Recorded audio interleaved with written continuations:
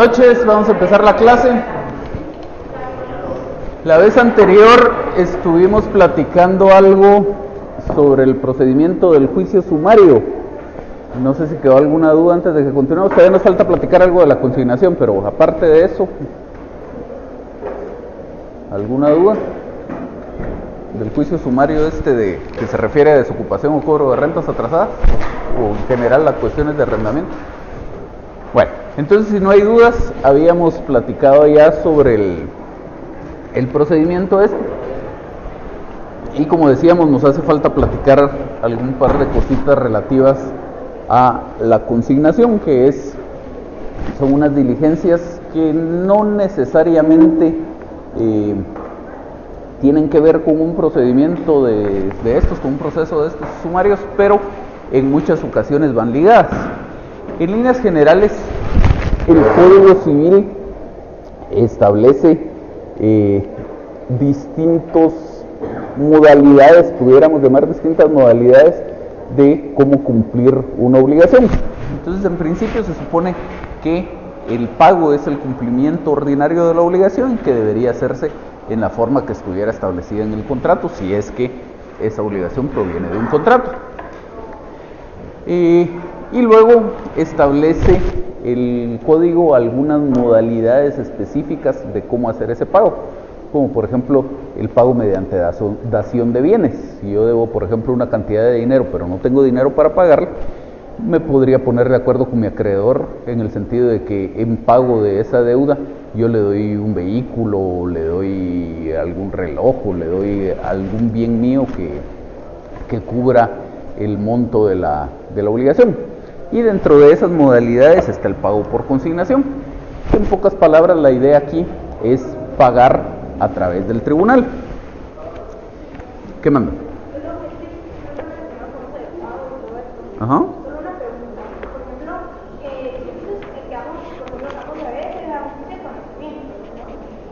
¿El cuál? El que vamos a ver en la ocupación. ¿Sí?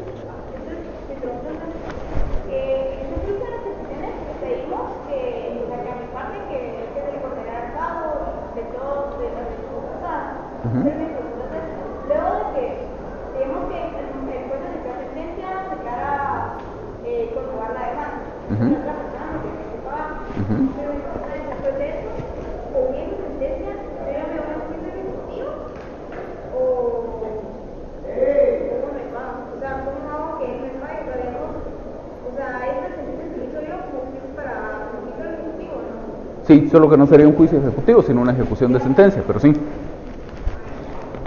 Como decíamos la clase anterior, pudiera ser, sobre todo en el caso de que ya esté desocupado el inmueble cuando usted promueve la demanda, que en sentencia se logre fijar una cantidad líquida. Entonces digamos que condenen a la persona a pagar 20,000 quetzales, por decir algo. Entonces ahí no tiene usted más que acudir a su ejecución de la sentencia. Pero en la mayoría de casos no va a ser así. En la mayoría de casos la persona todavía va a estar ocupando el inmueble y por lo tanto tenemos que acudir a aquello de decir que se le condene a pagar las rentas a partir de tal mes hasta las que se sigan causando hasta la efectiva desocupación a razón de tanto mensual. Y entonces decíamos que con base en el artículo 150 de la Ley del Organismo Judicial, ahí va a ser necesario primero tramitar un incidente de liquidación de la sentencia, para que una vez que se haya logrado la desocupación, digamos que si fuera una demanda de desocupación y cobro de rentas atrasadas, su ejecución de la sentencia la conseguiría usted por etapas. Primero tendría que lograr la desocupación, que para esos efectos, en el caso específico del juicio sumario de desocupación, como tiene sus propios procedimientos para lograr la desocupación, ahí no necesita usted seguir una ejecución de la sentencia. Es decir, si hasta sentencia se logró que el juez condenara a la parte demandada a desocupar el inmueble, no necesita usted iniciar una ejecución de la sentencia, sino que simplemente en la sentencia se le habrá fijado un plazo para la desocupación. Si no cumple, pues se pedirá que se decrete el lanzamiento y luego se hace efectivo el lanzamiento. Entonces, una vez que se haya obtenido la desocupación, ya sea voluntaria por el demandado o que haya habido necesidad de llegar al lanzamiento, entonces ya tiene usted todos los parámetros necesarios para determinar la deuda. Ya sabía a partir de cuándo, ahora ya sabe hasta cuándo y ya sabe cuánto por cada mes. Entonces inicia su liquidación de la sentencia, y una vez que en un auto firme le definan cuánto es el monto líquido que tiene que pagar el demandado, entonces inicia su ejecución de la sentencia.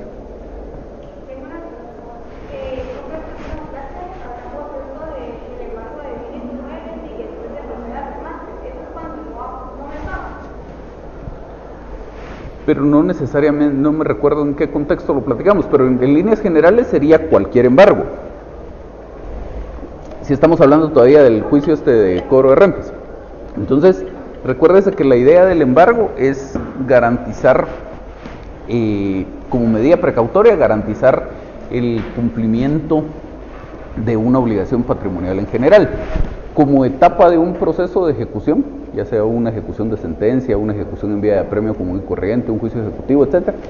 Como etapa de un proceso de ejecución, la idea del embargo es asegurar que el juez eventualmente dentro del desarrollo de la ejecución va a poder disponer del bien, porque ya después lo normal sería que venga el remate del bien. Para eso primero tiene que estar embargado. Entonces, como la idea es, en este caso del cobro de rentas, obtener el pago de una suma de dinero, a usted en realidad no le importa qué es lo que embargue. Podría embargarle el sueldo, podría embargarle cuentas bancarias, un bien inmueble, y si fuera el bien inmueble, pues habría que embargarlo, que esté inscrito en el registro de la propiedad, después se remate el inmueble y se terminan los procedimientos de ejecución.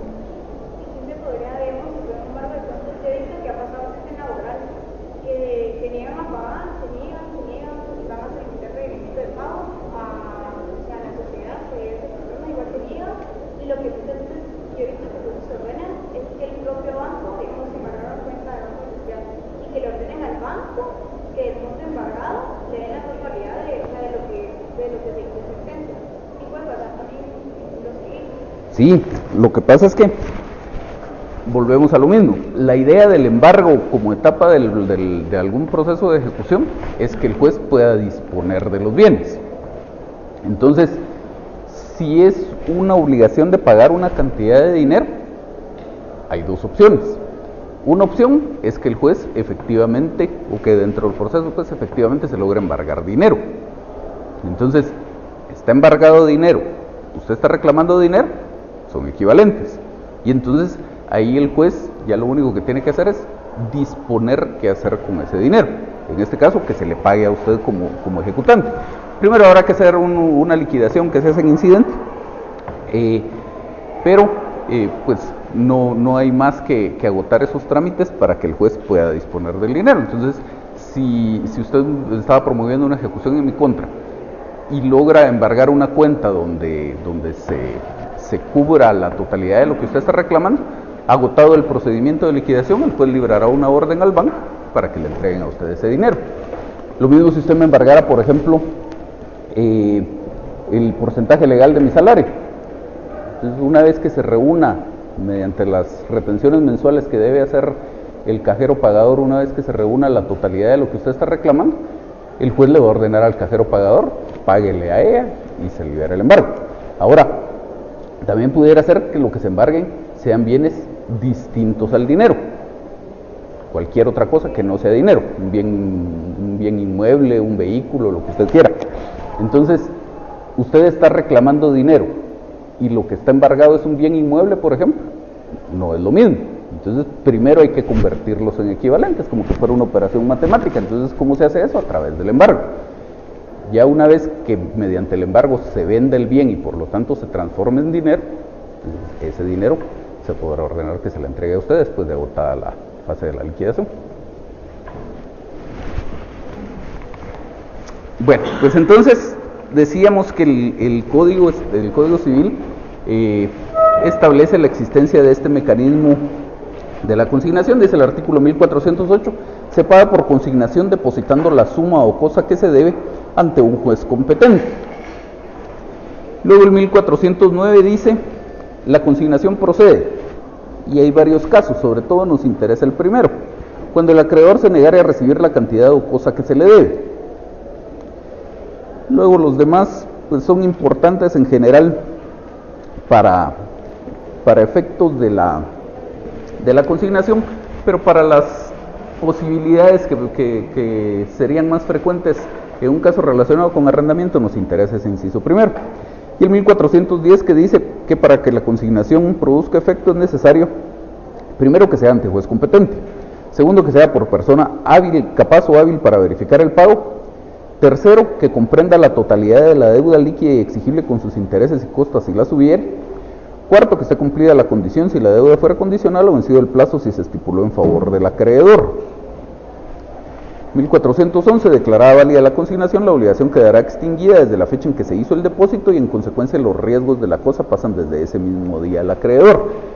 Vamos a leer un par de artículos más y ya luego les hago algunas reflexiones al respecto. Solo pónganle atención a esto en el 1411, que la obligación se tiene por extinguida si la consignación es declarada válida desde la fecha en que se hizo el depósito.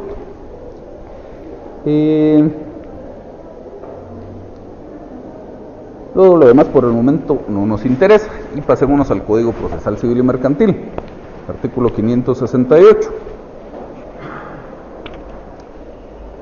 Dice la norma: cuando procede el pago por consignación según la ley, el juez mandará extender recibo de la cosa consignada y ordenará inmediatamente su depósito en la Tesorería de Fondos de Justicia o en el Banco de Guatemala, sus sucursales o agencias según el caso. La petición se tramitará en forma de incidente. 569. Para que la consignación sea aprobada y surta sus efectos, es necesario que concurran todos los requisitos para que el pago sea válido. En cuanto a las personas, objeto, lugar, modo y tiempo, sobre todo nos interesa aquí el tema del tiempo. Los demás son más o menos lógicos, pero dice que para que el pago por consignación proceda y ésta sea aprobada, debe cumplirse el requisito del tiempo. Y eso lo combinamos con el otro que ya les dije que tuvieran en mente, que creo que era el 1411 del Código Civil, ¿sí? En el sentido que la consignación surte sus efectos desde la fecha en que se hace el depósito. Entonces, si tenemos en cuenta estas normas, resulta que, como les digo, la consignación es un mecanismo de pago que está previsto para cualquier situación en la que se dé alguno de los supuestos que establece el Código Civil, no solo para temas de arrendamiento. Pero en muchas circunstancias están íntimamente ligados el juicio sumario que versa sobre temas de arrendamiento y las diligencias de consignación. ¿Por qué? Porque una de las causales, la más utilizada en la práctica para pedir la desocupación, es aquella que dice que cuando el arrendatario no está solvente en el pago de las rentas y adeuda por lo menos 2 meses vencidos. Entonces hay situaciones en la práctica en la que el arrendante no tiene en realidad una causal de desocupación. ¿Y qué hace para configurar esa causal de desocupación? En un momento determinado decide ya no recibir las rentas. Y entonces hay que ver la situación tanto desde el lado del arrendante como desde el lado del arrendatario. Desde el lado del arrendante, ¿qué ventaja tiene esto? Pues esperaré que me adeuden 2 meses de renta y entonces podré iniciar mi juicio sumario de desocupación. Desde el lado del arrendatario, entonces, ¿qué habría que revisar aquí? Primero, yo no puedo pagar por consignación simplemente porque se me ocurrió. Puedo pagar por consignación si se configura alguno de los supuestos que establece el Código Civil. Uno de ellos es que el arrendante, que el acreedor se niegue a recibir el pago. Y entonces tengo que tener una prueba de que el acreedor se está negando a recibirme el pago.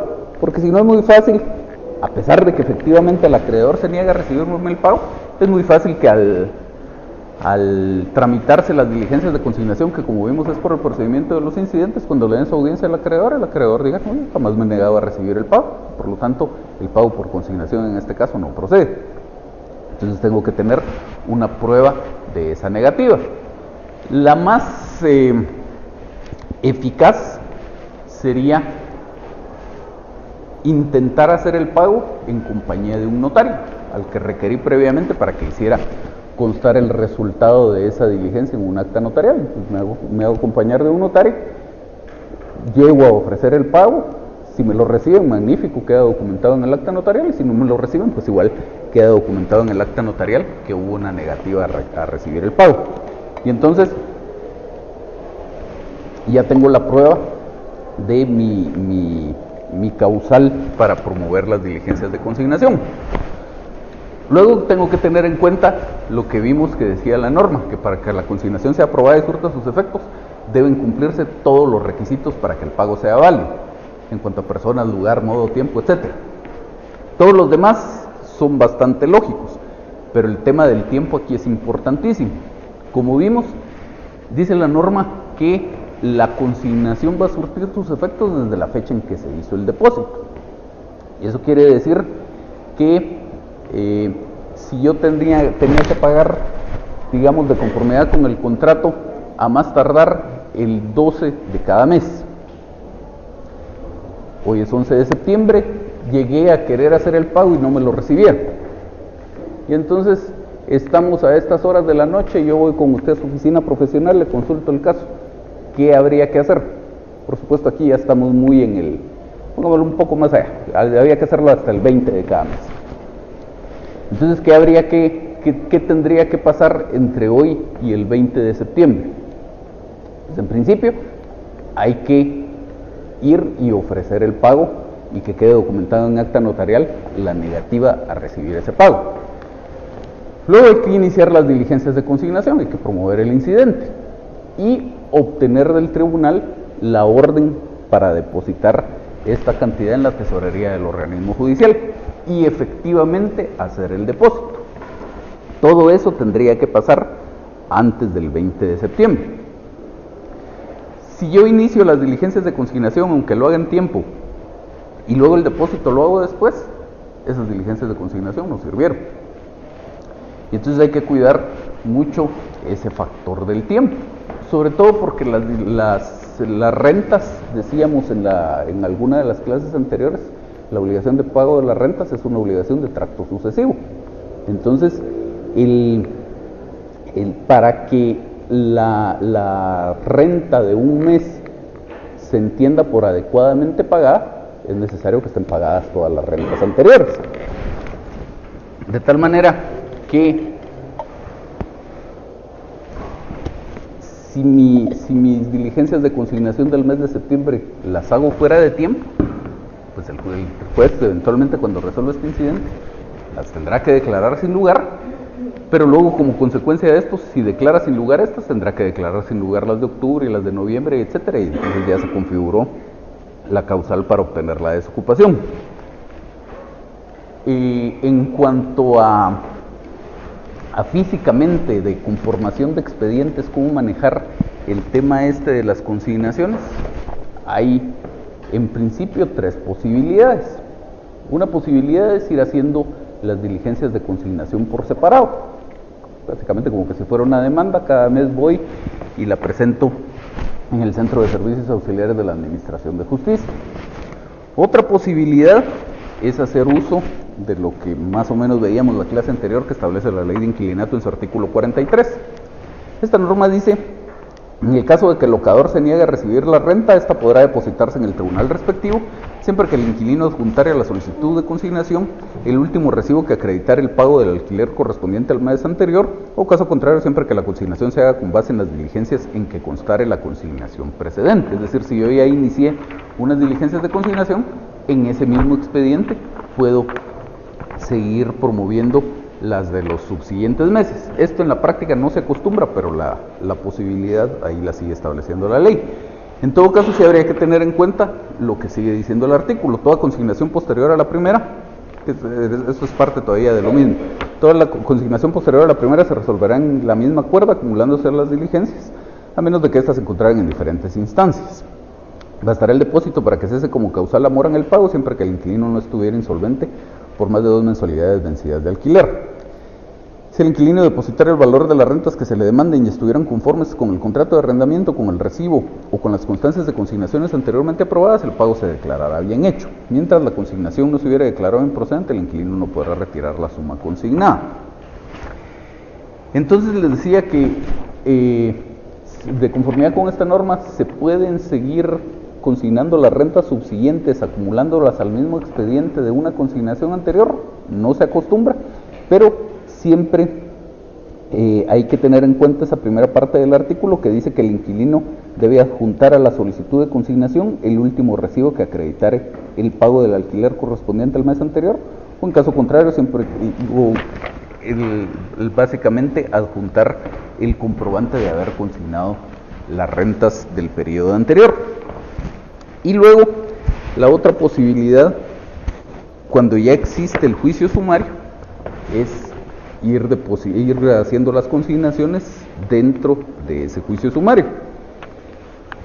El Código Procesal Civil y Mercantil establece en su artículo 545, en el último párrafo: asimismo, si se tratara de consignaciones de rentas o pensiones, se acumularán de oficio a solicitud de parte al proceso principal, y si no fueren aceptadas, se resolverán en sentencia. Entonces, aquí, si ya existe el juicio sumario de desocupación, las diligencias de consignación, lo más práctico es irlas haciendo como incidentes en cuerda separada dentro de ese juicio sumario, de tal manera que en la sentencia el juez pueda resolver todas las diligencias de consignación que se han ido tramitando durante el curso del proceso, y además pueda declarar con lugar o sin lugar la demanda. ¿Dudas?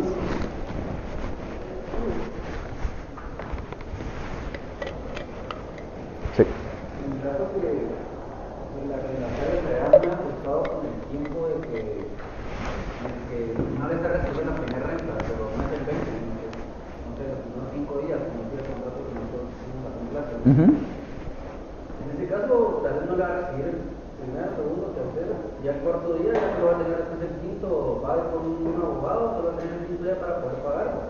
Ya no tiene toda esa posibilidad para realizar el pago en el tiempo que contrato. En ese caso se podría ya como adelantar haciendo el supuesto de que son 2 meses de renta del día para la desocupación. Debes consignar ese mes y el siguiente en una misma solicitud, como para prevenir que la otra renta no se la va a recibir también, y que le vuelva como por las dos, ya que no va a poder pagar en el quinto día que tenía para pagar la renta. Pues en realidad no le vería yo pues mucho sentido y mucho fundamento a hacerlo de esa forma, porque la ley en todo caso establece que deben cumplirse los requisitos para que el pago sea válido, entre otros en cuanto al tiempo, y el tema del tiempo funciona en los dos sentidos, es decir, no puedo pagar después de la fecha que está establecida, pero hacerlo antes es un tema medio riesgoso, sobre todo si vemos el Código Civil. Dice el inciso cuarto del 1410: para que la consignación produzca efecto es necesario que esté cumplida la condición si la deuda fuera condicional, o vencido el plazo si se estipuló en favor del acreedor. Ahora, en realidad, ¿cómo sabemos si en el caso particular el plazo se estipuló en favor del acreedor o no? Entonces yo vería que como que estaría sujeto a discusión si su pago no fue prematuro en el caso que usted plantea. Entonces yo creería que en ese caso lo que habría que hacer es hacer las diligencias de consignación del mes que corresponde, y se va a topar usted con el problema de que probablemente van a ser extemporáneos. Y para el siguiente mes ya sabe usted qué es lo que va a pasar, y entonces las tendrá que hacer con la antelación necesaria dentro del plazo que establece el contrato. Y el hecho de que digamos que las tenía que pagar la renta dentro de los primeros 5 días del mes, y hasta hoy logró depositar la renta de septiembre y por lo tanto es extemporáneo, eso no quiere decir que automáticamente le van a declarar sin lugar las diligencias de consignación. Dependerá, ¿qué manda? O esta misma de septiembre, cuando el juez la resuelve, dependerá de que también se defienda la otra parte, porque a la otra parte, recordemos, le van a dar audiencia por el procedimiento de los incidentes, y ahí podrían pasar varias cosas. En primer lugar, no será lo más frecuente, pero teóricamente podría pasar que acepte la consignación, entonces se libró del problema. También pudiera pasar que no evacúe su audiencia, y luego también pudiera pasar que sí evacúe su audiencia, pero que exprese otros argumentos y no se detenga en el tema de cuándo hizo usted el depósito. Y entonces muy probablemente en todos esos supuestos, a pesar de que la consignación la hizo usted fuera de tiempo, de todos modos le declaran con lugar su pago por consignación. Entonces, no quiere decir que si a usted el caso se lo llevaron el 6 del mes y había que pagar dentro de los primeros 5 días, usted diga, pues ya ni el intento hago porque ya me van a declarar sin lugar la consignación, de todos modos habría que hacer el intento. Y luego habría que ver el tema de la siguiente consignación. En principio, para que se configure la causal de desocupación se necesita que existan 2 meses de renta vencidos. Y en ese momento todavía no va a existir un juicio de desocupación. Entonces, usted por lo menos sus 2 primeras diligencias de consignación las tendrá que iniciar de forma aislada, digamos, no como parte de un juicio sumario. Entonces, pudiera ser que, aunque le declaren sin lugar la consignación del primer mes, la del segundo, como se está tramitando de forma aislada, se la declaren con lugar, en el entendido de que esa sí la hizo en tiempo. Y entonces ahí ya destruyó usted la causal de desocupación porque solo va a existir un mes adeudado de renta. ¿Algo más? ¿No? Bueno. Entonces vamos a revisar los trabajos que ustedes presentaron la última clase, que se refería a un tema, un caso en el que se habían hecho unas compras de mercaderías al crédito amparadas supuestamente por unas facturas cambiarias, pero algunas de esas facturas cambiarias tenían algunos problemas, díganme.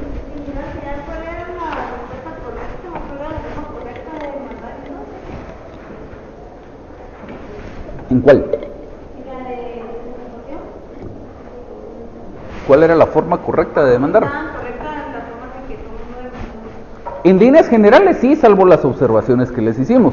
Sobre todo, tal vez lo principal, digamos, era tener en cuenta que si usted demanda al arrendatario y demanda al fiador, al arrendatario, en un caso como este, que va a pedir desocupación y cobro de rentas, al arrendatario le pide las 2 cosas, tanto la desocupación como el cobro de rentas, al fiador lo demanda solo por el cobro de rentas. Y tal vez el otro tema que dio algún problema fue en la petición de fondo, tener el cuidado de hacer sus peticiones, sobre todo en términos precisos, en cuanto a quién quiere usted que se condene a desocupar, qué es lo que tiene que desocupar, el plazo que se le tiene que fijar en cuanto al pago de rentas, ¿qué manda? No, por eso, lo primero que dije es en cuanto a la desocupación y luego en cuanto al cobro de rentas, a quiénes quiere que se condene a pagar, a favor de quién, en concepto de qué, y el tema aquel de que a partir de las rentas correspondientes a partir de tal mes hasta las que se sigan causando hasta la efectiva desocupación. En líneas generales los trabajos, fuera de las observaciones que hicimos, estaban bien. Entonces la argumentación sí, en la práctica sí dio procedente la que casi todo el mundo utilizó por aquí pues, pero como un tipo, ¿verdad? Por haber esperado que se venciera la siguiente renta, pero si en todo caso si hubiéramos presentado la luego de que se hubiesen vencido 2 rentas, Ajá. y hubieran procedido después, al menos se hubieran admitido atrás. Pues mire, no, admitido para su trámite, por supuesto, si usted cumple los requisitos legales, el juez le tiene que dar trámite. Recuerdo que habían por lo menos 2 demandas que no hubieran sido admitidas para su trámite, una porque acompañaban solo 2 copias y tenía 2 demandados, y otra por el tema de la competencia, que hubieran tenido que remitirla al juez competente.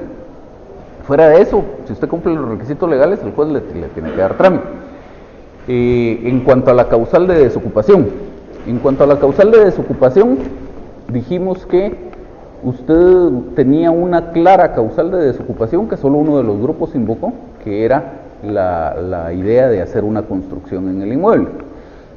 Entonces, pues como les decía yo, es importante no dejar escapar los argumentos que usted tenga. Y ahora, en cuanto a la causal de falta de pago de las rentas, yo no hubiera presentado la demanda en las condiciones en las que ya los presentaron ustedes, por lo que ya les expliqué. Yo hubiera ido más a lo seguro, hubiera esperado que estuvieran 2 meses de renta vencidos y entonces hubiera presentado la demanda. Sí. Una pregunta en relación con las notas. Ajá. ¿Las va a ir subiendo en el portal o nos va a devolver? Les voy a devolver los trabajos. Lo que pasa es que su calificación aquí va a ser el promedio de las notas de todos los trabajos. Entonces, supóngase que le subo hoy su calificación. Si en el siguiente trabajo saca más nota, pues se la tendría que volver a cambiar, o si saca menos nota, se la tendría que rebajar igual. Se va a aparecer hasta el final. ¿Qué mano? 25, o sea, 25 puntos hasta el final, sí. pero si va a devolver el... Sí, hoy les devuelvo su primer trabajo. Entonces decíamos que teníamos el trabajo que ustedes entregaron, que básicamente era un tema relacionado con unas compraventas de mercaderías al crédito, que luego el comprador no pagó, y que se hizo el intento de documentarlas mediante unas facturas cambiarias, pero habían algunos problemas con esas facturas cambiarias, unas que conservó en su poder el comprador y otras que sí devolvió, pero no las devolvió con la firma de aceptación. Y entonces ustedes presentaron pues por aquí sus trabajos y vamos a hacer algunos comentarios al respecto. Primero quisiera platicar con un representante de cada grupo, igual que la ocasión anterior. Vamos a ver un tema general y ya después me quedo con el integrante solo de un grupo, alguien distinto del que estuvo la ocasión anterior.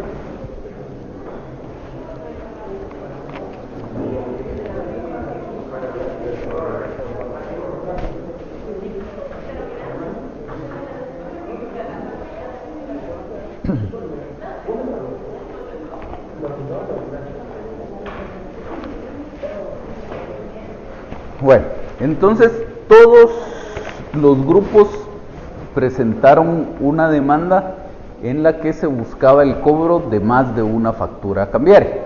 No de más de una factura cambiaria, sino de más de una de las compraventas amparadas por más de una factura cambiaria. Entonces, ustedes, ¿por qué presentaron una demanda y no con respecto a cuántas facturas cambiarias estaban? A 2. ¿Por qué presentaron una demanda y no 2? Bueno, con respecto a las facturas cambiarias, las primeras 4, el trabajo establecía que era a través de una acción... Ajá, no, olvídese de todas las demás. De las 2 que usted hace referencia en su demanda, son 2 contratos de compraventa distintos. ¿Cierto? Ajá, entonces, ¿por qué presentó una demanda y no 2? Pues dentro de los hechos que establecimos, pues hicimos una separación entre ambas facturas cambiarias. Pero sí presentamos que las facturas habían sido sobre la misma fecha de creación y la misma fecha de vencimiento, lo mismo en una demanda. A ver, ¿está? Todos los demás lo hicieron por 6 facturas, creo yo. A ver, ¿por qué una demanda y no 6?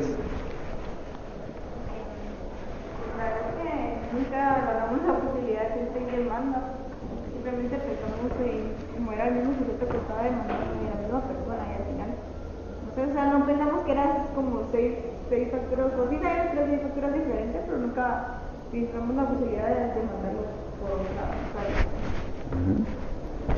Nosotros tampoco nunca lo platicamos tan a fondo, pero se me ocurre que tal vez por el negocio de las 6 era relativamente el mismo, con diferencia de cada uno se hizo por separado, pero el objeto de cada factura era el mismo, en cuanto a la mercadería, el mismo valor, y como ya todas estaban vencidas, poder recuperar como la deuda de todas, solo una sola demanda.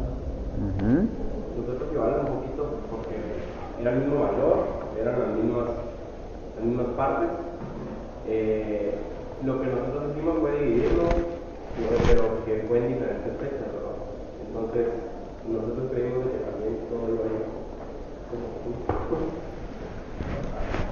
Sí, se puede. Si quieren, siéntense y les hago algún comentario al respecto.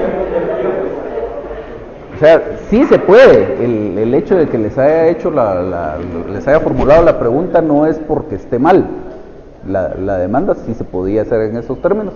Y en realidad no tenía sentido en este caso hacer 6 demandas o hacer 2 demandas en el caso del grupo que se refirió solo a 2 facturas cambiarias. ¿Qué manda?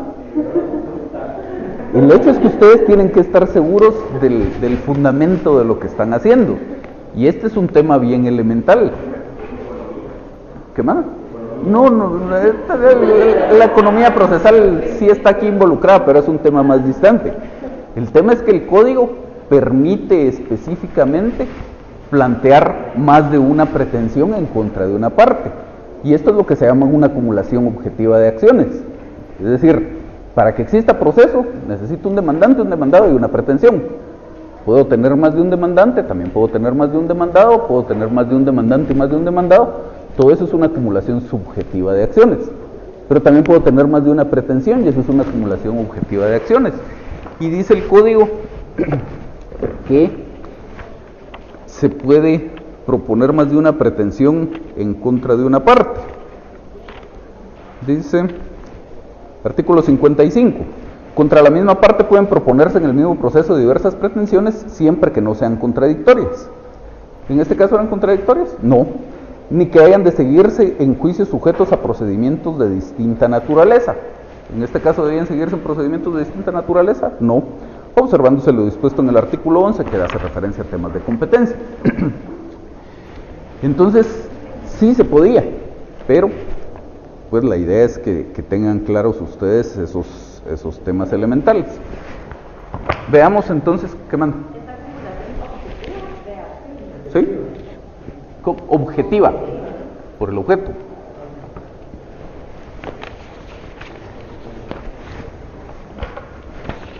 Entonces, si quieren, regrese Luis Pedro.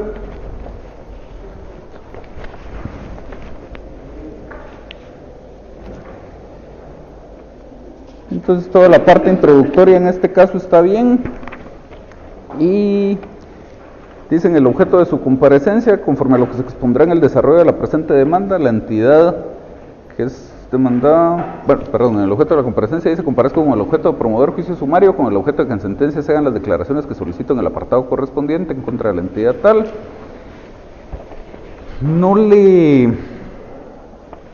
No es que esté mal, pero me llamó la atención en este caso, ¿por qué separan esto del objeto de la comparecencia? Y luego tiene otro apartado que dice acción y pretensión que mi representada ejercita en el presente juicio. Que después de decir que era un juicio sumario con el objeto de que se hicieran las declaraciones que solicitaban en el apartado correspondiente, aquí dice, conforme a lo que se expondrá en el desarrollo de la presente demanda, la entidad Manufactura Sociedad Anónima incumplió con su obligación de pagar el precio de las mercaderías que mi representada le vendió y entregó debidamente. Por lo tanto, mi representada comparece con el objeto de promover la acción causal en la vía del juicio sumario en contra de Manufactura Sociedad Anónima para que en sentencia se declare el adeudo a favor de mi representada y en consecuencia se ordene a la parte demandada al pago del mismo, así como los intereses legales y las costas que se ocasionen. ¿Por qué hicieron esa separación? Porque no teníamos muy claro la idea de qué título ponerle a nuestra demanda. Y recordamos un ejemplo que vimos en el semestre pasado, que en vez de ponerle un título, se hacía esa como separación con el objeto que se dan las declaraciones que en el apartado correspondiente va a solicitar. Y acá como para complementar cuál iba a ser nuestra presunción, queríamos plantear una acción causal, pero no sabemos cómo ponerle el título. Entonces solo como para hacer integrarlo un poco de cuál era la presunción que teníamos. Es válido, digamos, hacer algo como lo que ustedes tienen en el objeto de la comparecencia. Juicio sumario con el objeto de que en sentencia se hagan las declaraciones que solicito en el apartado correspondiente. Pero un tipo de título y digamos de la demanda en estos términos lo deberíamos reservar para casos muy particulares que no podemos encuadrar en algún supuesto específico. Ustedes lo que plantean es una acción causal y la acción causal incluso está específicamente regulada en el Código de Comercio e incluso en su siguiente párrafo hacen referencia a que están promoviendo una acción causal. Entonces, pues hubiera sido más conveniente integrar esto en un solo párrafo e indicar aquí en el objeto de la comparecencia comparezco con el objeto de promover juicio sumario en ejercicio de la acción causal.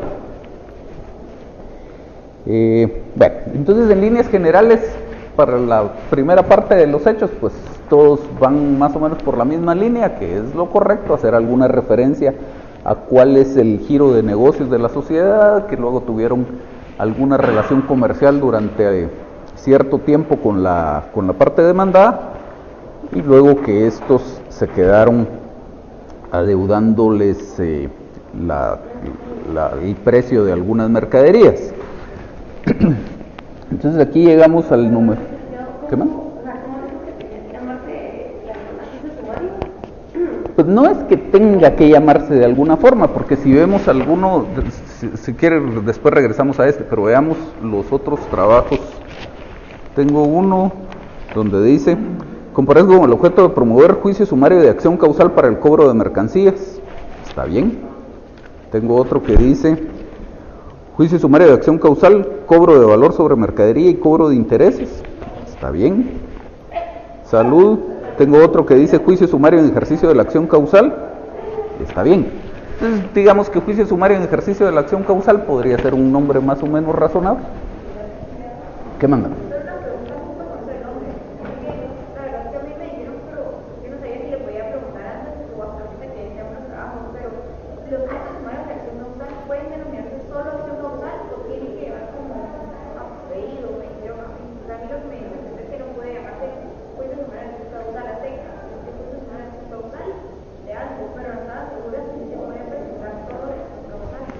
Sí, yo no, en esa parte es cuestión de estilo suyo. Digamos, si usted lo denomina simplemente como acción causal, está bien. Vimos por aquí pasar un trabajo que decía acción causal para el cobro de mercancías, está bien también. Cualquiera de las dos está bien. Entonces tenemos más o menos clara esa parte de los antecedentes. Llegamos aquí al numeral 3 de los hechos, donde tienen un cuadrito en el que hacen el listado de las facturas cambiarias, que era lo que estaba amparado por cada una de esas facturas y el monto. Y si quiere, después de ese cuadrito empecemos. ¿Sí? Es importante mencionar que respecto a las primeras 4 facturas cambiarias libre de proceso y señaladas en el anterior cuadro, la entidad demandada encara contravención a las normas que rigen la factura cambiaria en el Código de Comercio de Guatemala, así como los principios del derecho mercantil, se niega a volver a mi representada la factura con su debida aceptación. En ese sentido, mi representada hizo las solicitudes necesarias con el representante legal de la entidad demandada, requiriendo el envío de la factura cambiaria aceptada, a lo que éste respondió que no lo haría. Lo anterior, aún cuando la mercadería fue debidamente entregada al comprador privado y requerida por esta satisfacción. Por otro lado, en relación a las últimas 2 facturas que se explican en el cuadro correspondiente, resulta ser que las facturas cambiarias libres de proceso liberadas por mi representada le fueron devueltas oportunamente. Sin embargo, la entidad demandada, actuando de mala fe, devolvió esta sin firma de aceptación. Por tales motivos, a pesar de la falta de error de títulos de crédito liberados a aporte en manufactura CCA, mi representada tiene posibilidad de promover la ejecución correspondiente debido a que, por un lado, no tienen en su poder los títulos ejecutivos que tienen que cobrar el monto de la acción cambiaria directa. Por otra parte, respecto a las últimas 2 facturas cambiarias pendientes de pago, resulta ser que estas tienen deficiencias de difícil ejecución. Perdón, aquí en cambiaria no lleva tilde. Aquí dice cambiaría. Sigamos. 4. Que la relación causante en solicita sea declarada. No obstante lo que se ha indicado en el apartado anterior, de acuerdo a la teoría general de los títulos de crédito, estos se crean o emiten por alguna causa y por lo tanto incorporan una relación obligatoria que debe ser cumplida necesariamente por parte del deudor a favor del acreedor. En ese sentido, el artículo 408 del Código de Comercio de Guatemala regula: la emisión o transmisión de un título de crédito no producirá, salvo pacto expreso, extinción de la relación que dio lugar a tal emisión o transmisión. En el caso concreto, la emisión de las facturas cambiarias fue producto de distintas órdenes de compra que la entidad demandada envió a mi representada y que representan en su conjunto un total de 210.000 quetzales en mercadería. Es decir, que al momento que se solicita la compra de mercadería a mi representada, la simple solicitud del comprador constituye una declaración de voluntad de su parte, cuyo efecto es dar origen a una obligación. Por lo anterior, mi representada procedió a enviar la mercadería solicitada, misma que además fue debidamente entregada y recibida por la entidad demandada, y que por lo tanto perfecciona el negocio subyacente al título de crédito. En este orden de ideas es importante traer a colación algunas de las normas que regulan la compraventa de mercadería. Por un lado, el Código Civil regula los siguientes artículos. Artículo 1790. Por el contrato de compraventa, el vendedor transfiere la propiedad de una cosa y se compromete a entregarla, y el comprador se obliga a pagar el precio en dinero. Artículo 1825. La obligación principal del comprador es pagar el precio en el día, lugar y forma estipulada en el contrato. A falta de convenio, el precio debe ser pagado en el lugar y momento en que se hará la entrega de la cosa. Del anterior se puede establecer que por el contrato de compraventa el vendedor transfiere la propiedad de una cosa y se compromete a entregarla, y asimismo el comprador se obliga a pagar el precio en la forma y modo convenido. Siendo que en el caso se nos ocupa la entidad demandada de la misma presentada el importe de las mercaderías vendidas al crédito, es necesario que se declare en existencia la relación causal de los títulos de crédito dejados de pagar, para que consecuentemente se reconozca a Manufactura S.A. como deudora de representada por un monto total de 210.000 quetzales en concepto de las mercaderías dejadas de pagar, más los intereses causados y los que se continúen generando hasta el efectivo pago de la deuda. Detengámonos ahí un momento. ¿Por qué está usted cobrando intereses? Creo que el caso Sí, el caso lo pedí. pues, estaba Ajá, pero en el ámbito de su demanda, digamos. porque no pagó en el tiempo que debía pagar. Me refiero a su fundamento fáctico expuesto en la demanda para cobrar los intereses. Bueno, nosotros nos basamos en el interés legal que regula el Código Civil. Ajá, veamos en dónde está en la demanda. En la demanda, solo en el fundamento de derecho creo que lo incluimos, pero en la relación de hechos no. Ok. Bueno, ¿qué más?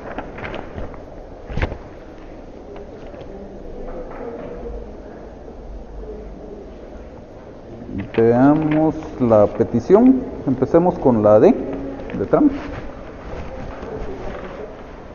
Que se admita para su trámite en juicio sumario la presente demanda promovida por la entidad de distribución de productos industriales de sociedad anónima a través del administrador único de la Relación Legal, Mario Roberto López Caballeros, en contra de la entidad Manufactura Sociedad Anónima. Que como medida precautoria para sobre las resultas de la presente demanda, se decrete el embargo con carácter de intervención sobre la empresa mercantil Manufacturas, propiedad de la entidad Manufactura Sociedad Anónima, empresa que se encuentra inscrita en el Registro Mercantil General de la República bajo el número de registro 521.112, folio 380, libro 519, empresas mercantiles. Se acompaña para el efecto copia siempre de las patentes de sociedad y de comercio emitidas por el Registro Mercantil General de la República. Para efecto de llevar a cabo la intervención solicitada, solicita al señor juez: primero, que se nombre como depositario interventor al contador y auditor Juan Román Gómez Alvarado, fijando las facultades inherentes a su cargo, ya que inoportunamente estará presentando ante este juzgado para su prestación y discernimiento y demás efectos legales. Segundo, se libre oficio a la Policía Nacional Civil con el objeto de que preste auxilio al llevar a cabo la intervención. Tercero, se libre despacho al Registro Mercantil General de la República mandándonos a anotar la intervención de la empresa. Detengámonos ahí. Solo fíjense en la forma que piden, en que formulan ellos su petición relativa a la intervención.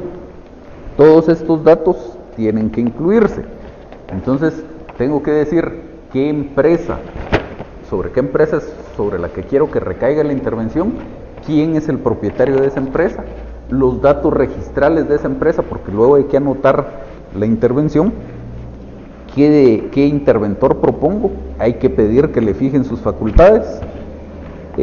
Lo de la policía podría obviarse y pedir que se libre el despacho al registro mercantil para la anotación de la medida. Ahí está adecuadamente solicitada la medida precautoria. Esta, sigamos. F. Que se emplace el demandado confiriendo la audiencia para el plazo de 3 días. G. Que se tengan por objetivos los medios de prueba individualizados en el apartado respectivo. H. Que en el momento procesal oportuno se haga para el presente juicio por el plazo de 15 días. Y que en su oportunidad procesal se señale día y hora para la vista.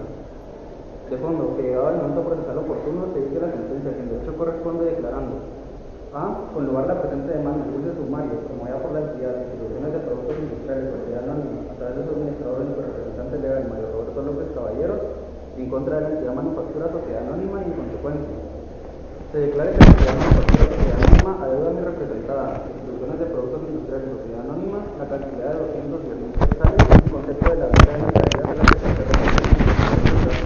más los intereses causados a la presente fecha y los que se B. Que se pago de las costas procesales causadas por la tramitación del presente juicio. Veamos, a ver qué le encuentran que le haría falta a esta petición que dice A.1.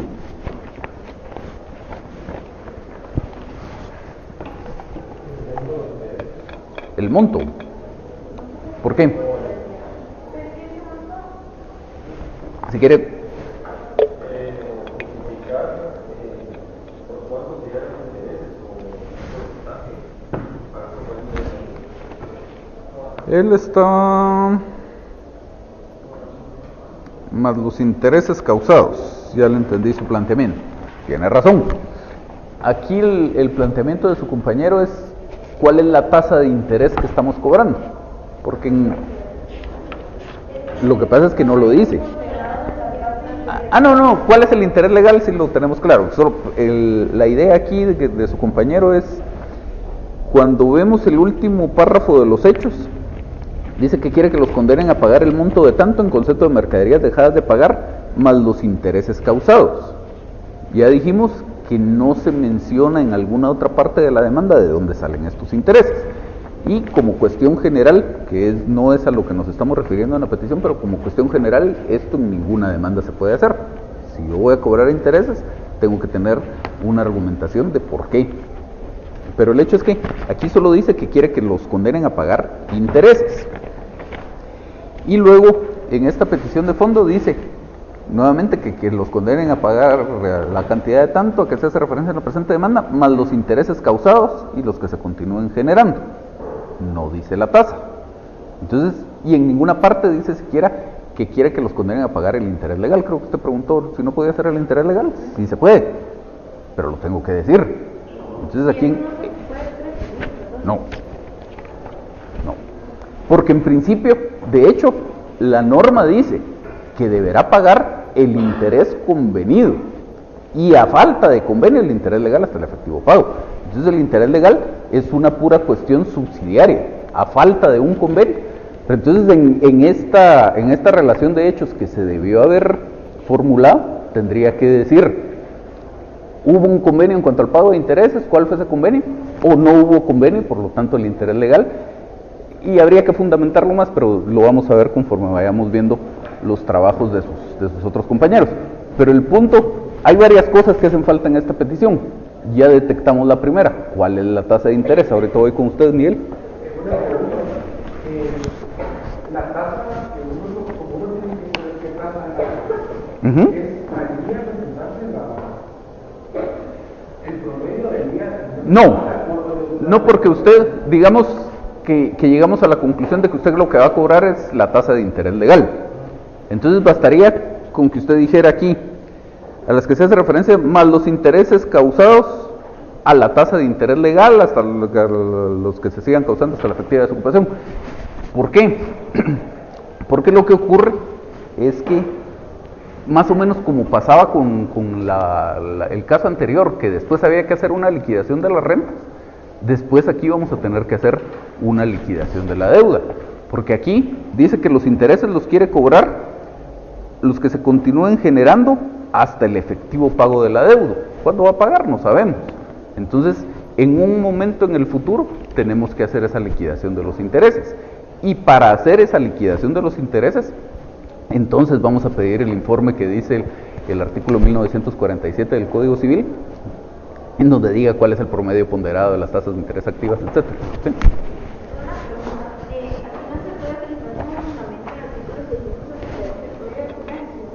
¿Qué dice el 678 del Código de Comercio?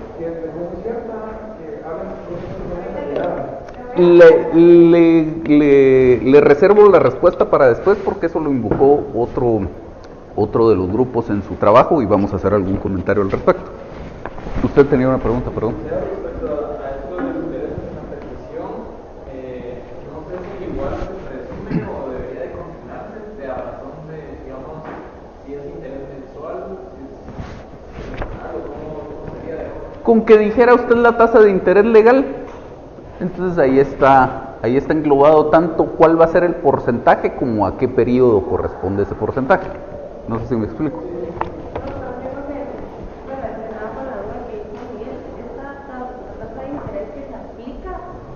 cuál es, o sea, el día de que se haga la liquidación. O sea, la tasa de interés se aplicaría. Ajá. Como es un promedio generado, pero ¿cuándo? ¿Cómo lo que hemos plasmado? No se plasmó. Todavía no hemos llegado a eso. Si quieren le respondo a ellos dos. Vamos a ver. La ley lo que establece es que el interés legal es equivalente al promedio ponderado de las tasas de interés activas disminuido en 2 puntos porcentuales. ¿Sí? Y dice que a falta en caso de duda, pues se le pedirá un informe, creo que es a la Superintendencia de Bancos. Entonces aquí la idea es, si fuéramos, que esto nunca pasa en la práctica, pero si fuéramos muy exactos en el cálculo de los intereses, ¿qué debería hacer usted? Usted debería pedir un informe de cuál fue el interés legal al último día del mes estamos en septiembre, del mes de septiembre del 2018. ¿Cuánto fue el último día del mes de octubre del 2018, el mes de diciembre y así todos los meses hasta que se haga el pago? Porque la tasa de interés va variando. Entonces, los intereses que corresponden a este mes serán, por decirle algo, a una tasa del 15%, a lo mejor el siguiente mes es el 15.1% y así. Eso nunca se hace de esa forma. ¿Cómo se hace en la práctica? En la práctica, usted debería, ya cuando llegue a su liquidación, el día que hace la liquidación,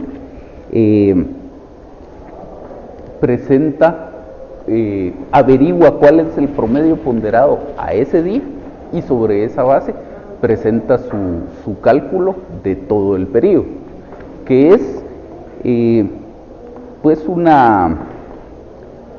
cálculo imperfecto, por llamarlo de alguna forma, que en realidad si lo hiciéramos mes a mes variaría probablemente un poco, pero no variaría mucho. Y entonces usted en líneas generales, cuando presenta un proyecto de liquidación, como lo dice el nombre, es un proyecto, está sujeto a discusión. Y si yo como su contraparte quiero discutir ese proyecto de liquidación que usted está presentando, ¿qué tengo que hacer yo? Proporcionarle al juez los elementos de juicio que evidencien que ese cálculo está incorrecto. Entonces ya me traslada usted a mí la responsabilidad de ser yo el que tenga que hacer todos esos cálculos de mes a mes. ¿Cómo se presenta ese proyecto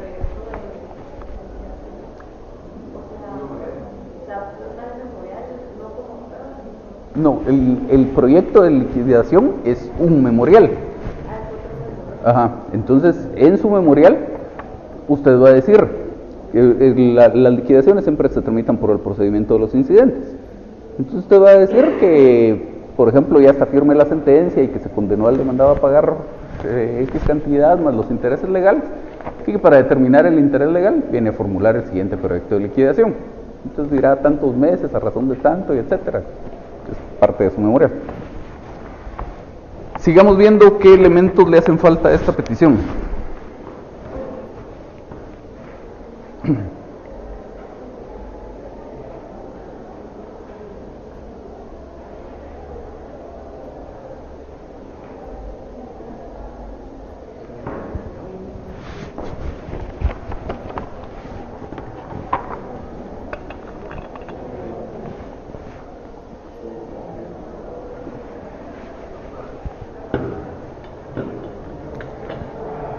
No existe suficiente precisión en cuanto al punto de partida para el cómputo de los intereses.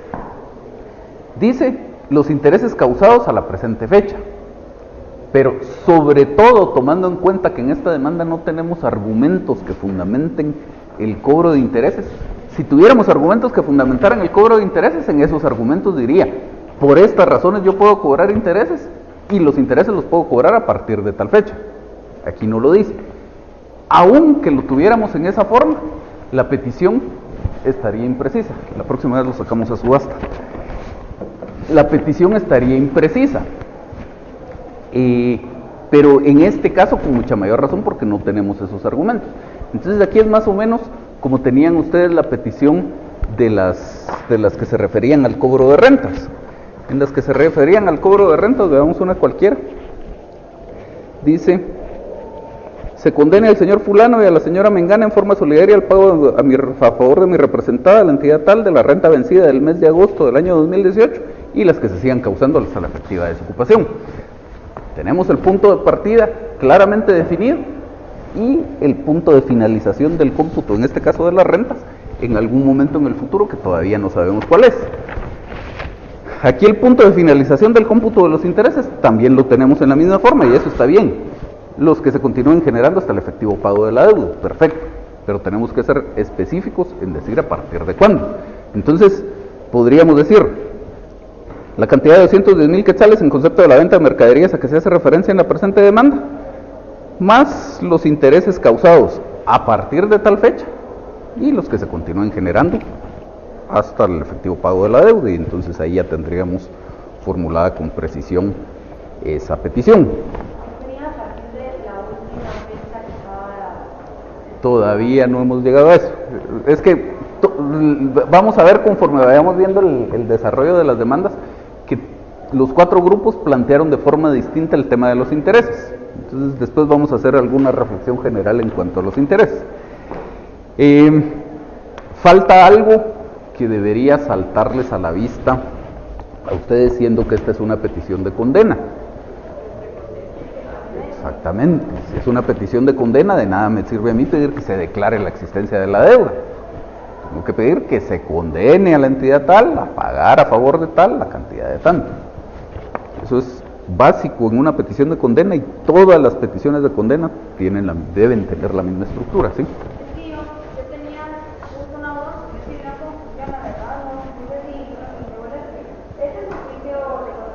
Así es.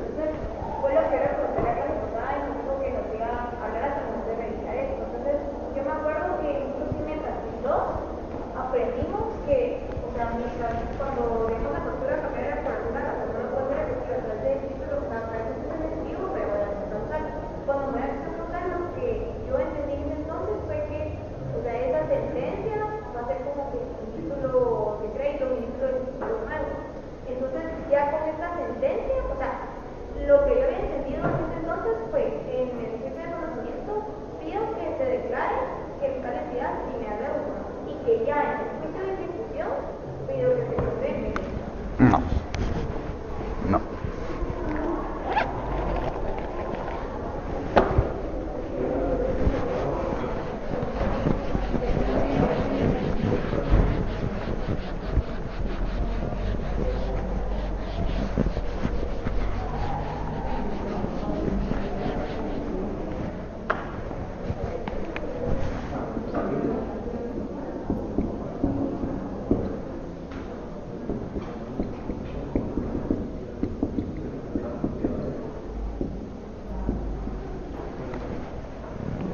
Usted tiene una categoría de procesos que son los de conocimiento.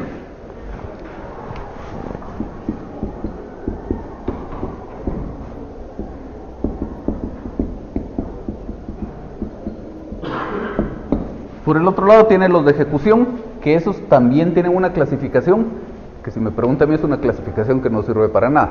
Tiene algún interés doctrinario, pero interés práctico no tiene la clasificación de los procesos de ejecución. Aquella que los divide en procesos de dación y de transformación. En la práctica eso no le sirve. Ahora esta de acá sí le sirve. ¿Cómo se clasifican los procesos de conocimiento? Eso en cuanto al proceso, está bien, pero hay otra clasificación.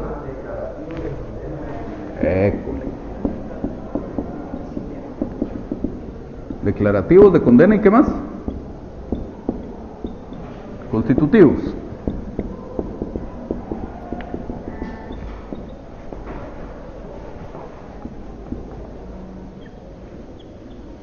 Usted lo que tiene aquí es esto, por eso es que les insisto siempre en el tema de una petición de condena.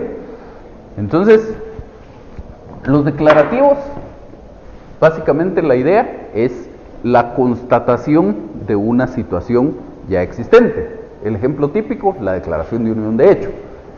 Ya el hombre y la mujer convivían, hacían vida de pareja, estuvieron en esa relación durante más de 3 años y lo que necesitamos es que el juez constate esa situación y declare la voluntad de la ley para esa situación que ya existe.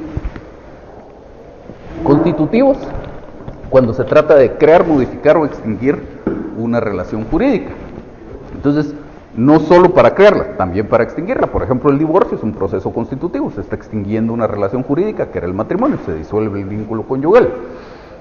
Y a partir de entonces hay una situación jurídica nueva, ya los cónyuges recobran su libertad de estado, y etcétera, etcétera.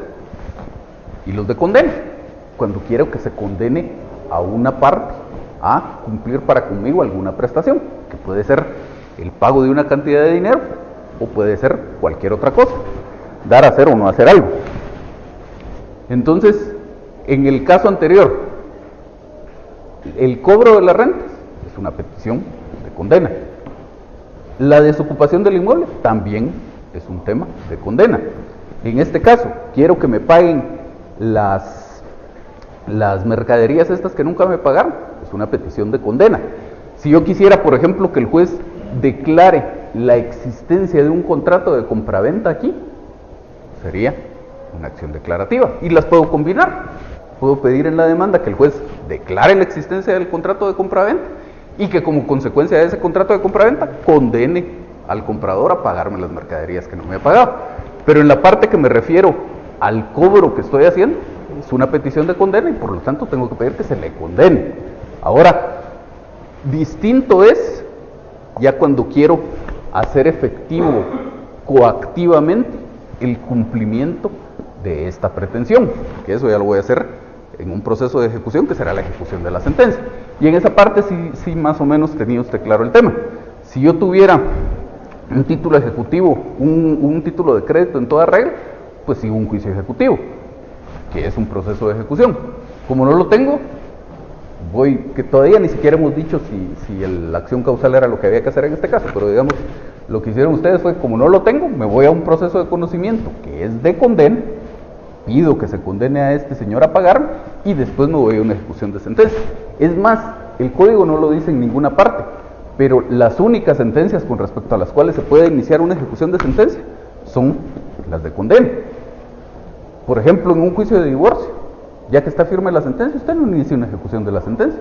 Usted pide su certificación, la lleva al registro civil de las personas y se acabó. Entonces, solo cuando tengo una sentencia de condena, después me voy a una ejecución de esa sentencia. ¿Alguna otra duda con este trabajo? Bueno, veamos otro. ¿Qué más? En términos generales, por el momento vamos bien. Hay dos cosas de las que luego vamos a platicar en general respecto a los 4 trabajos, que es si era acción causal y el tema de los intereses, que como les digo, los 4 grupos lo manejaron de forma distinta. Mónica.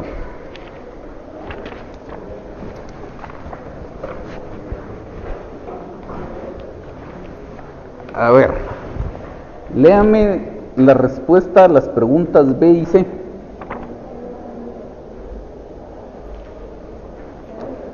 Bueno, la leo yo, usted me pone atención perdón, la leo yo, usted me pone atención y luego me va a responder algo. Dice, la respuesta a la pregunta tipo de demanda que a juicio del grupo es procedente, juicio sumario de acción causal para el cobro de mercaderías. Una breve explicación de por qué el grupo considera procedente esas pretensiones. El grupo consideró llevar a cabo este juicio por causal determinada, dado el hecho que se estiman los precios de las facturas cambiarias, mismos que no quieren ser pagados por los deudores. En un análisis de profundidad determinamos que la acción causal deberá ser ejercitada por el vendedor por la vía sumaria, de conformidad con el artículo 1039 del Código de Comercio que establece. Luego dice C, una breve explicación de por qué el grupo considera aplicable la vía procesal seleccionada. En el supuesto que no sea efectivo el pago de la factura cambiaria en el lugar y fecha consignada por cualesquiera de los argumentos del obligado, el comerciante vendedor puede requerir el pago por la vía ejecutiva, previo a levantar el protesto, ejercitando la acción cambiaria directa o indirecta, de conformidad con el artículo 616 del Código de Comercio de Guatemala, que establece que la misma se ejercitará en contra del principal obligado o sus avalistas. ¿Cómo mezclamos o cómo conectamos lo que dice en la respuesta a la pregunta B con lo que dice en la respuesta a la pregunta C. Porque en la B le pregunto ¿por qué el grupo considera esas pretensiones? Entonces me dice usted que tiene que tramitarse un juicio sumario. Y luego cuando le pregunto que por qué es aplicable esa vía procesal, me dice que tiene que tramitarse un juicio ejecutivo.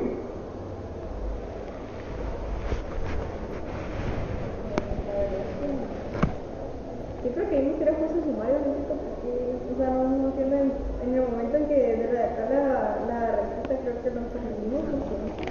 Bueno, hay que ponerle un poco más de atención a los detalles. La idea de estas preguntas que les planteo yo para que contesten no es solo para hacer bulto ni para que ustedes escriban unos 2 párrafos más.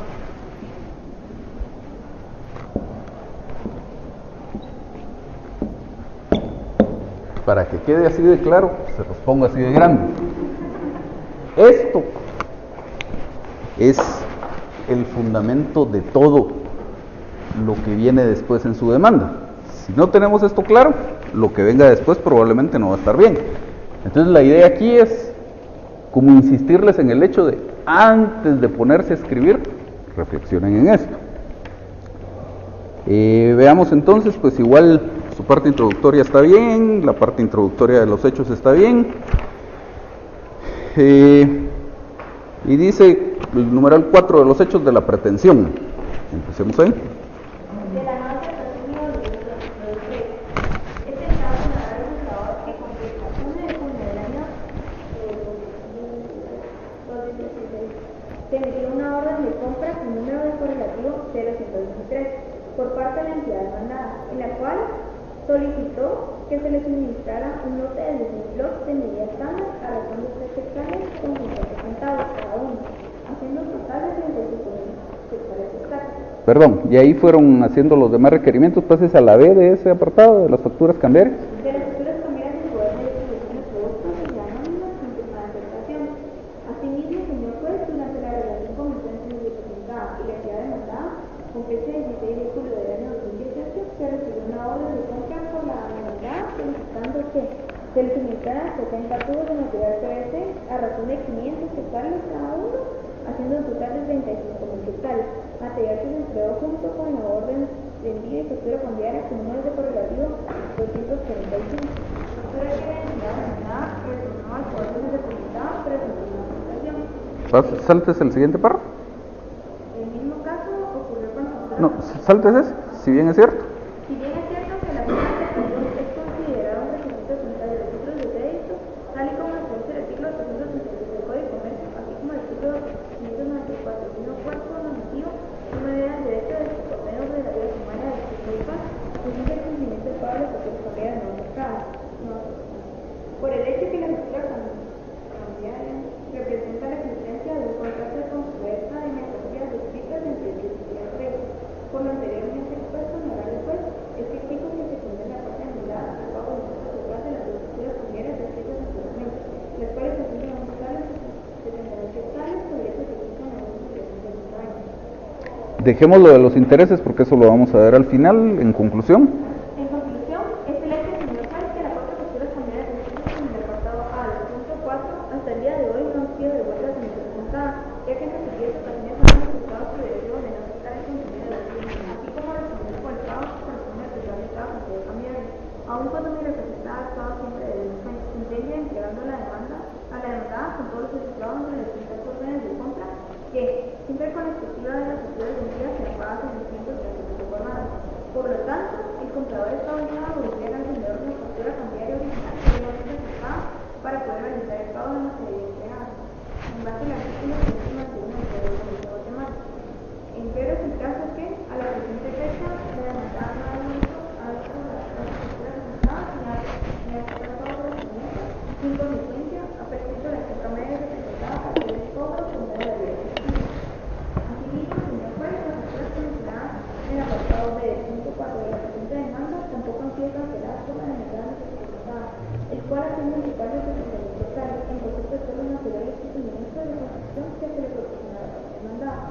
De lo anterior es que se sustenta la presente demanda de relación causal mediante la vía sumaria, a efecto que este órgano jurisdiccional, en base a todos los hechos anteriormente expuestos, proceda a declarar con lugar al mismo, condenando a manufacturas ciudadanas hacia las mercaderías dadas en venta a razón de derechos fiscales a mis representadas en instituciones de producción industrial y ciudadanas, que constituye para el Estado en lugar de las mercaderías fiscales.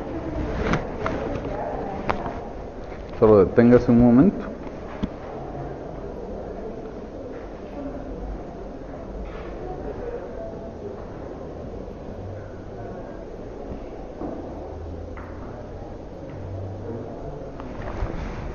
Aquí en el antepenúltimo apartado, en la parte final dice: en consecuencia prescrito la acción cambiaria de mi representada para hacer el cobro por medio de la vía ejecutiva. A ver, cuéntenos un poco ahí de la prescripción.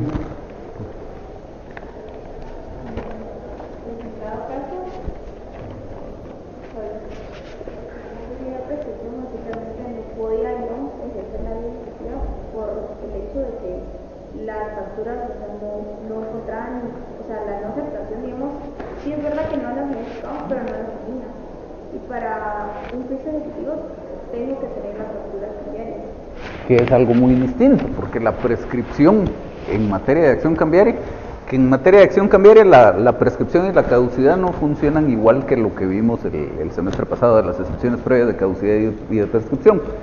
Pero la prescripción de la acción cambiaria ocurre cuando, habiéndose cumplido todos los requisitos para que nazca a la vida esa acción cambiaria, es decir, por ejemplo, si el título de crédito era con protesto, si lo protesté en tiempo y etcétera, nace a la vida la acción cambiaria, luego dejo de pasar cierto tiempo sin promover la acción cambiaria. Y en este caso hubiera sido una acción cambiaria en la vía directa. Y dice el artículo 626 del Código de Comercio que la acción cambiaria directa prescribe en 3 años a partir del día del vencimiento. O sea, que por supuesto que aquí no existe prescripción de la acción cambiaria. Podrán ser otros temas los que están ahí involucrados, pero no un tema de prescripción. En las pruebas, dice: declaración de las partes, composiciones que deberá prestar el representante legal de la entidad manufactura sociedad anónima.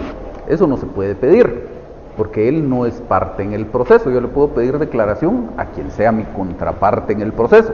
Entonces, le puedo pedir que deberá prestar la entidad manufactura sociedad anónima por medio del representante legal que designe, que es lo que dice el código. Y luego en esta misma dice: en la audiencia oral. Tampoco es una audiencia oral, es en la audiencia que se señala, este es un juicio sumario.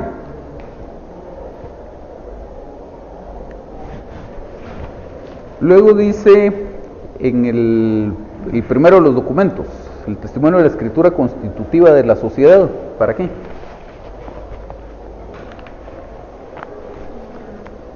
Para probar, o sea, porque es en comparación, ¿no? ¿Cómo así, perdón? Ajá.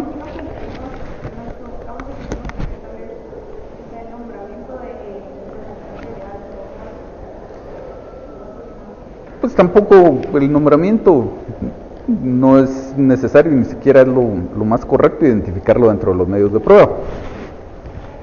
Pues la idea aquí nuevamente es reflexionar en qué medios de prueba son los que me van a servir para ofrecer efectivamente lo que necesito. Pudiera ser que de hecho no hubiera sido necesario, pero pudiera ser que la reflexión del grupo hubiera sido en el sentido de decir: esta es una acción que resulta de la actividad de un comerciante en el ejercicio de su actividad profesional. Entonces, para establecer que esto estaba dentro del ejercicio de mi actividad profesional, le acompaño la copia del testimonio de la escritura constitutiva, porque ahí dice cuál es el objeto.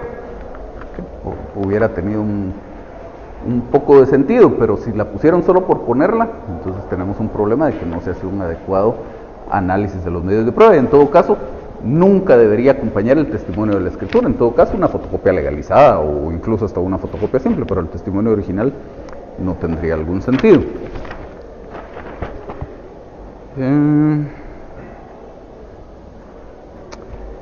Algo que les menciono porque está bien aquí. Dentro de los documentos, el apartado 3 dice exhibición de documentos en poder del adversario, diciendo que hay muchas facturas que este comprador nunca me devolvió. Pues efectivamente, si quiero comprobar cuál era el contenido de esas facturas, pues a través de una solicitud de exhibición de documentos en poder del adversario, lo puedo pedir. ¿De qué otra forma podría probar el contenido de esas facturas?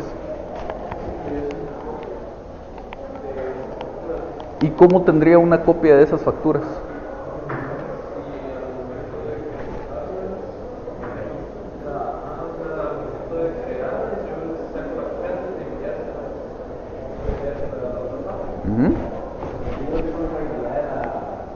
No, el contenido de las facturas.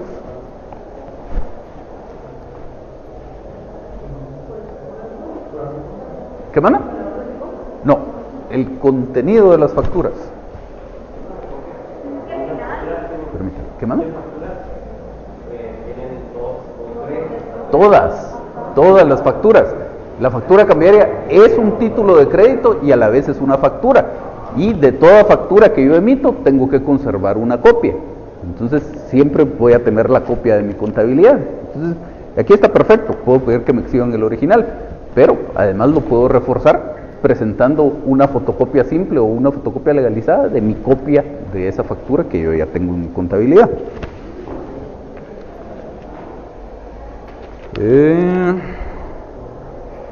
En las peticiones dice la G de trámite que se tenga por apercibida a la parte demandada que si dejara de comparecer sin justa causa, se tendrá por confesa solicitud de mi patrocinada. Ahí esa petición quítenla totalmente, por varias razones. En principio dice que si dejare de comparecer sin justa causa. El hecho de comparecer no es lo más apropiado aquí. Este es un juicio sumario.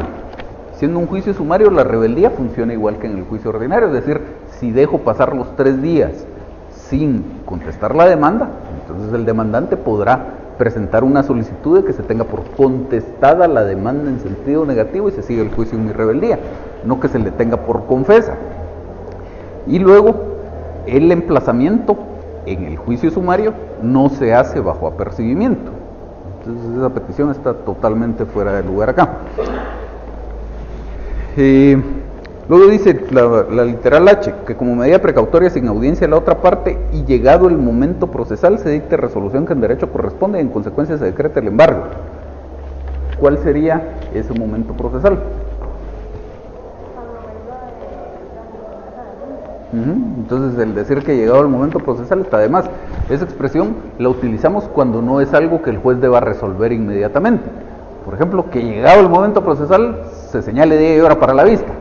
Dentro de 10 años que agotemos la tramitación del juicio sumario, entonces va a señalar el juez día y hora para la vista. En este momento no, pero aquí es en la primera resolución que el juez decreta las medidas precautorias. La petición de que se decrete la intervención en este caso está bastante bien formulada. Lo único que le haría falta es pedir que se les fijen las facultades al interventor, que sí lo tenía la otra.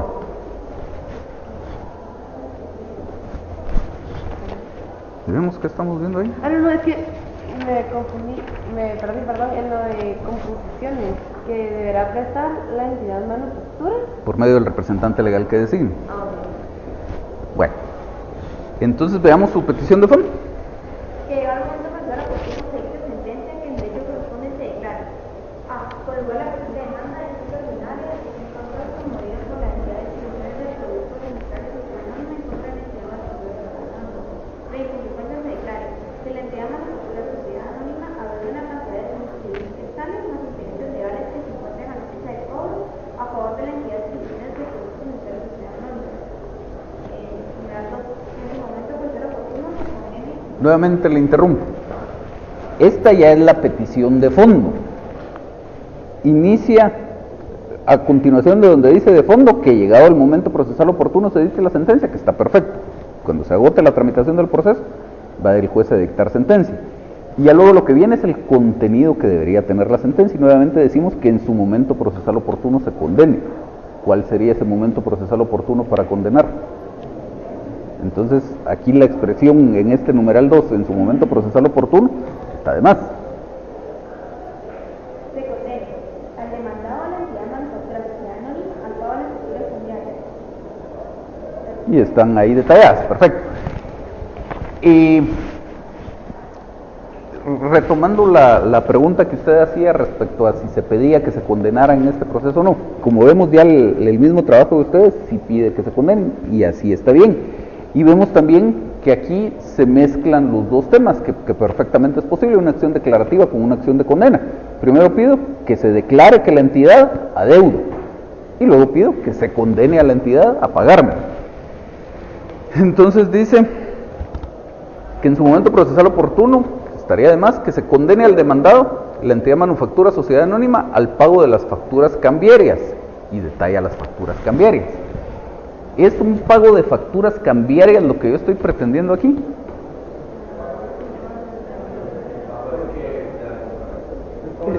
Es el pago del precio de la mercadería.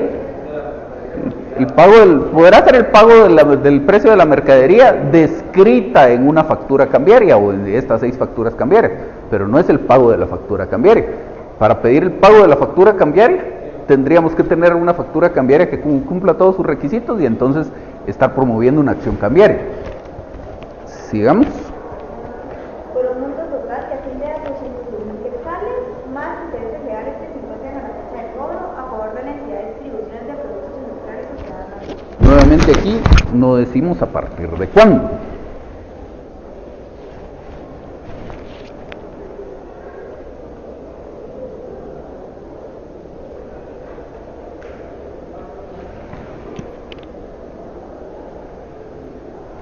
¿Sigamos? Que se condena al demandado todos los productos fiscales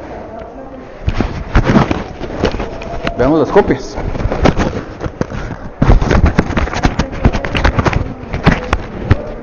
¿Por qué 3?